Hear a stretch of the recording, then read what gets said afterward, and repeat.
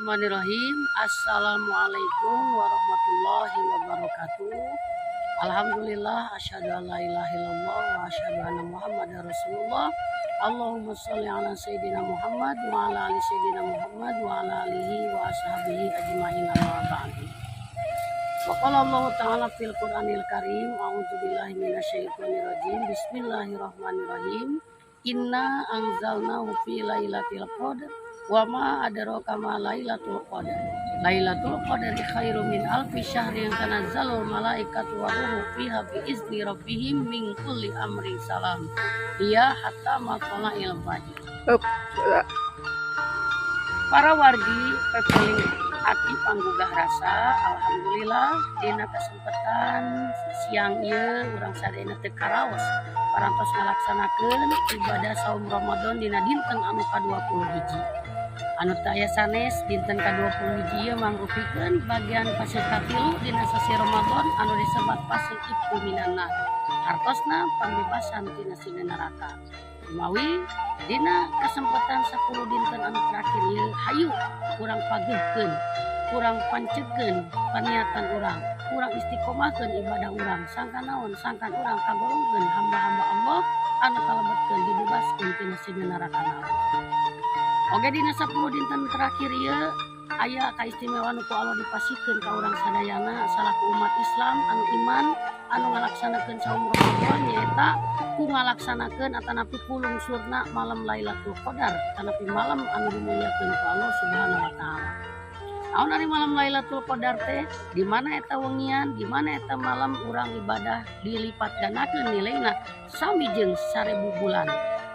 Bari ku logika umur urang teu mungkin dugikeun ka 1000 bulan kitu, tapi ku ayeuna eta malam Lailatul Qadar teu pira urang sawengi eta ngalaksanakeun sadaya amal soleh baik ngaos Qur'ana, salat tarawehna, salat sunatna, sedekah sareng sajabina amal-amal soleh nu dilaksanakeun dina bertepatan lungsurna malam Lailatul Qadar, maka nilaina sami jeung urang tos ngalaksanakeun ibadah 1000 bulan. Anu janten pertarosan kumaha carana urang ngadapetkeun eta wengian malam Lailatul Qadar. Para ulama ngadugikeun aya sabaraha hal anu biasa kurang dilakukeun kangge urang nginginkeun malam Lailatul Qadar. Sakumaha ayat Quran anu paraos kusimkuring diuningkeun dina mukadimah tadi.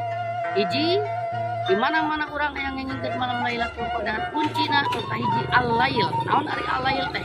Hirupkeun wengi-wengian dina 10 terakhir Ramadan. Sakumaha tadi dina ayat Al-Qadar, inna anzalnahu fi lailatul qadar.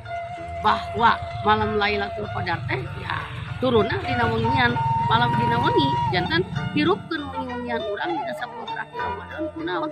Ku berbagai macam ibadah, ku berbagai macam amal saleh.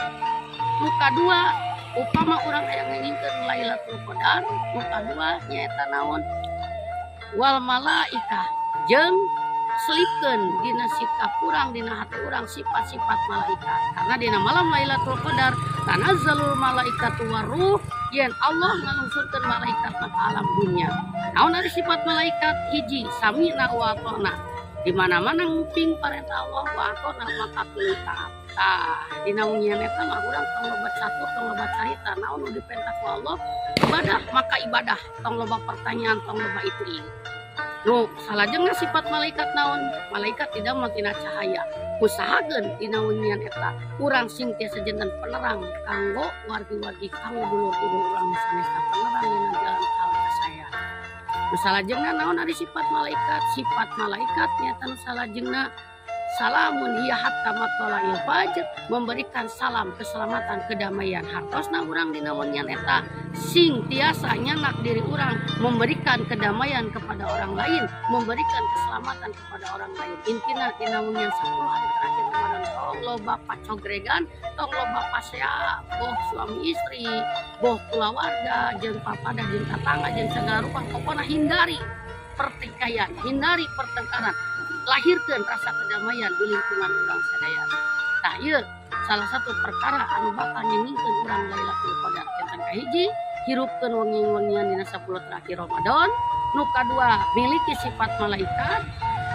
Nyaeta di antawisna samina wa ata'na urang sing tiasa jadi cahaya anu sanes sing tiasa jadi penerang anu salajengna anu terakhir urang sing tiasa mere kadamaian sing bisa memberikan kedamaian ketentraman kepada orang lain. Mungkin tanapi eta nu tiasa kapiatur dina tayangan siang ieu mugi aya guna barokah manfaat atur urang kagolongkeun hamba-hamba Allah anu ngingkeun malam Lailatul Qadar. Amin ya Allah ya rabbal alamin. Akhirul kalam bila taufik wal hidayah. Wassalamualaikum warahmatullahi wabarakatuh.